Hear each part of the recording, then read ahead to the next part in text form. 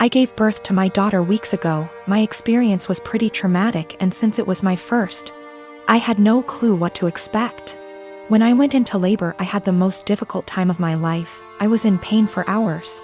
My mom was with me, but she had to go, and my husband was with me the entire time. I did something so embarrassing in the delivery room. I pooped myself, which was unexpected and I don't know, but it was embarrassing, and although my medical team were very professional about it, my husband couldn't help himself and started laughing about it later and even telling my family about it, but they didn't react. Just didn't find it funny, and neither did I. In fact, I found it embarrassing, and I already told him to stop bringing it up, especially when he started joking about getting me diapers for my opsies.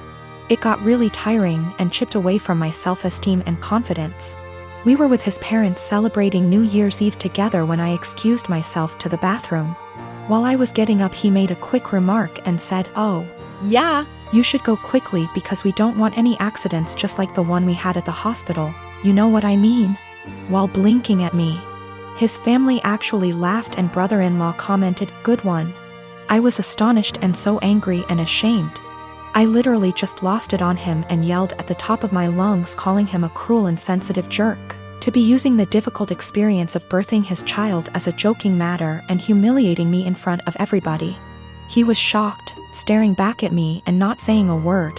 All went silent, and I just stormed off to the bathroom till we left, and that was when he snapped, saying I messed up by talking to him like that in front of his family during dinner. I said I couldn't hold my tongue for that long, and after he kept joking about an embarrassing thing when I told him to stop. He said he was just joking, and I went overboard with my reaction, and also, I should have sucked it up and waited till we got home so we could address this privately, and I could even yell at him as long as I wanted. We argued about it after we got home, and he kept saying I humiliated him in front of his family during the celebratory evening by being petty and trying to one-up him. He even said I should have laughed along, not fly off the handle licks that. I am 19 years old and my parents are in their 50s. For as long as I can remember, I have been allergic to several things: dairy, wheat/flour/gluten, legumes. Since I was a young child, my parents have completely kept all of them out of our house. While other kids ate breakfast cereals, I ate fish and assorted pickled vegetables for breakfast. While other kids had Lunchables, I had grilled chicken or fish with, again, assorted vegetables, usually sweet potatoes. While other kids ate birthday cake at the birthday party, I had an apple. I never questioned this until a couple of months ago. I was at my aunt's house for my birthday party, and she made brownies for everyone. For me, she took great steps to make them with almond flour and avoided all of my allergies. I started eating them and thought little of it until my aunt suddenly looked at me and, in a panicked way, asked which plate I took the brownies from. I pointed from the one where I got my brownies, and she immediately stood up and told me we had to get my EpiPen. She raced to ask my mother for it, and I sat there scared out of my mind because I had never mistakenly eaten flour before. I noticed my mother had calmed her down, and then she said that we don't have to worry because she had switched the plates of brownies. And after all, I had eaten the ones made with almond flour. I found this incredibly odd because, really, why would she swap the plates? That doesn't even make sense. But for the time being, I let the issue rest. It didn't sit well with me for about a week, and I finally went to get an allergy test. The doctor started with a skin prick test, and lo and behold, I didn't react to any of the above substances. Then he ordered a blood test, and when the results came in, they said that I had absolutely no intolerance to any of the foods I'm supposed to be allergic to. I was furious and called my mother. She eventually admitted that she lied to me because she wanted me to be on a Paleolithic diet and wanted me to be able to avoid all temptations. She raised me with a lie about her own health, but she keeps insisting that I try to see it from her perspective.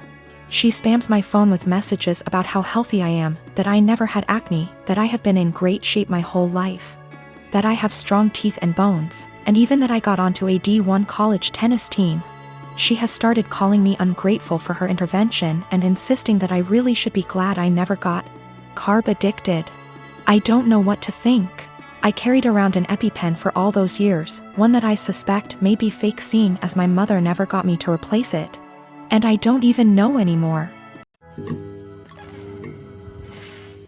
It's a complex situation, but I'll do my best to explain. I have a bio son, Leo, 16, from my previous relationship. I married his stepmom, who is a mother of 2 boys, Connor, 20, deceased, and Derek, 12. I've never had the pleasure to meet Connor, who tragically passed away from a motorcycle accident.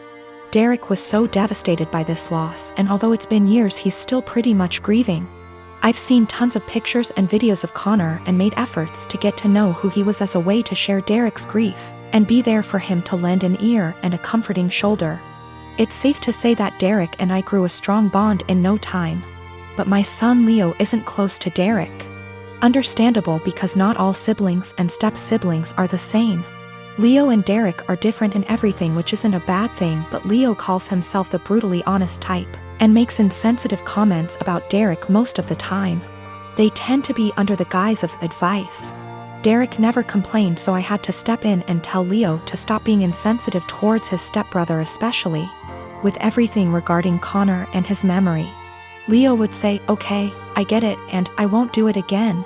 Days ago, Leo wanted to hang out with friends and asked Derek if he wanted to join. Derek agreed and put on Connor's hoodie before going out. Leo commented on the hoodie and called it ugly and asked him to put on something else, but Derek insisted on wearing it or not go. Leo dropped it. Hours later, Derek came home crying with his hoodie in hand.